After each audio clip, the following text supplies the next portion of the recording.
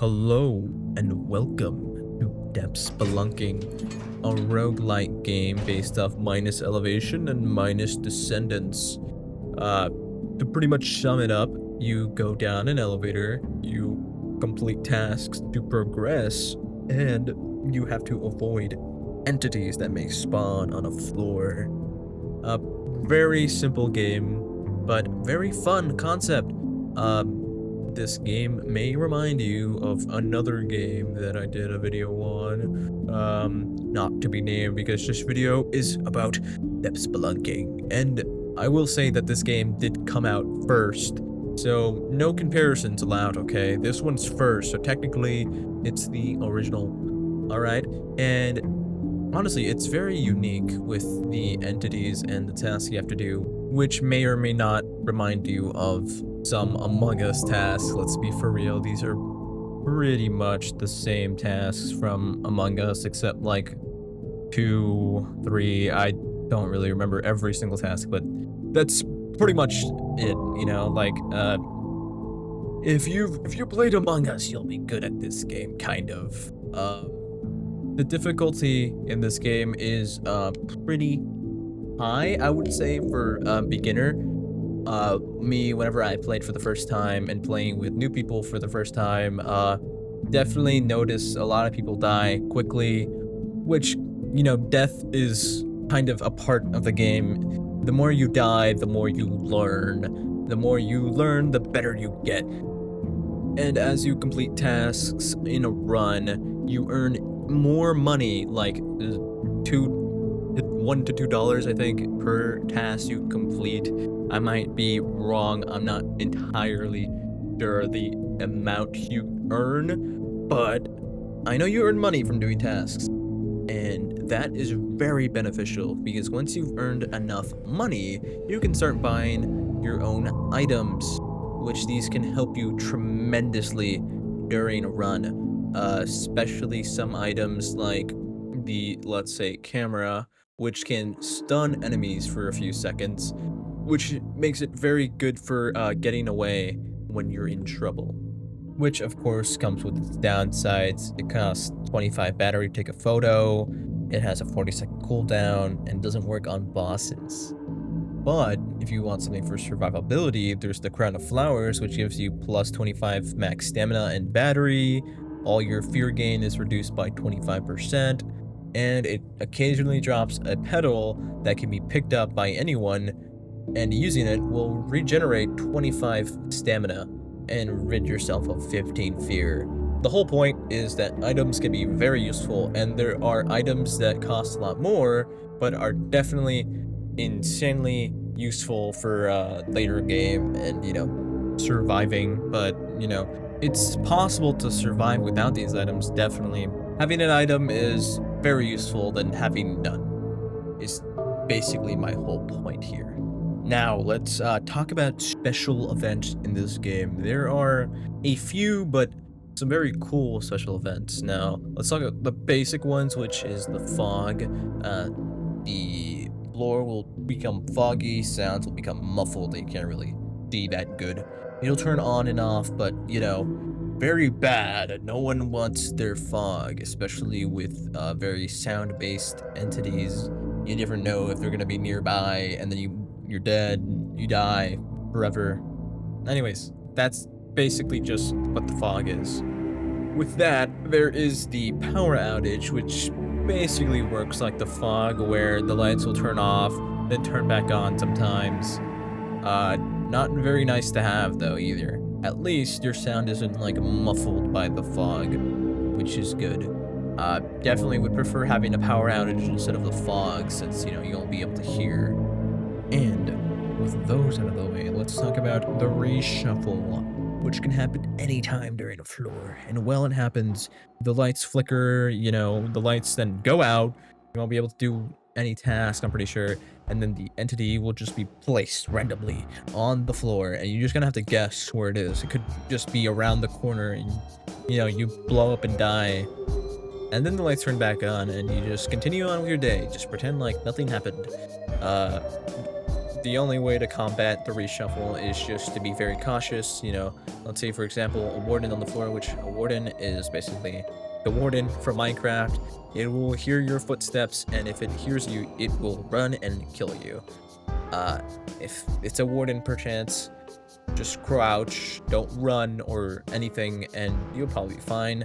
If it's like, let's say, one of the enemies that if they see you, they'll chase you, which a lot of the enemies are kind of like that, then just kind of run away. Don't let yourself stay wherever you are. Just get out of where you were. Try not to run into any new rooms, though, because it might end up spawning there and you might die like that, too. Basically, staying in the same place is good, but also not. But yeah. And with that comes the bonus entity, which always makes me poop myself, because whenever I see that, I genuinely get scared. The bonus entity will basically just appear on the start of the floor. It'll be like, there's another entity here, watch out. And basically you just have to complete the floor with an extra entity, which is always not good, especially when in later floors there will already be more enemies.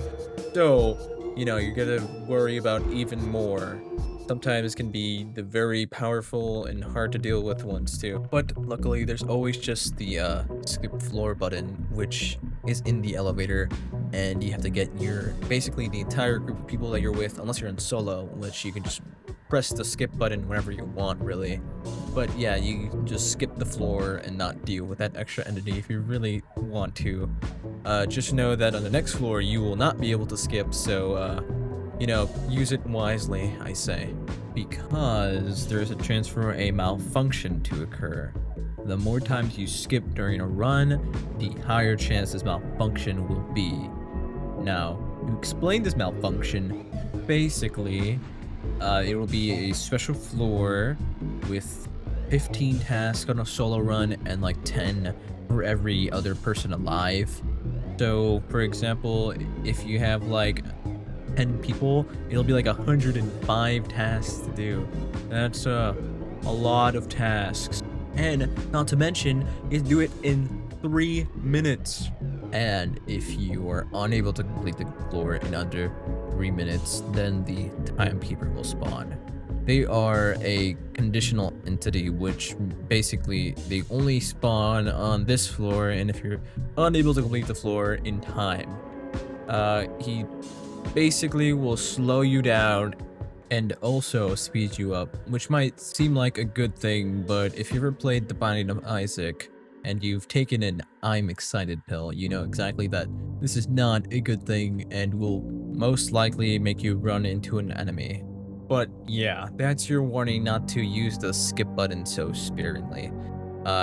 Definitely only use it when there's entities on the floor you're really bad with dealing with, or you just don't like the layout or whatever. But even then, using the skip button is not the best, because you miss out on, you know, tasks for money, items that can spawn on the floor, and upgrade terminals. Now, upgrade terminals are these like little arcade cabinets, which have a small chance to appear in some locations in a floor. Usually it's like this purple one, but it's also a chance to be like red or yellow, I think. I think sometimes it's even been like upside down in a run I've played in.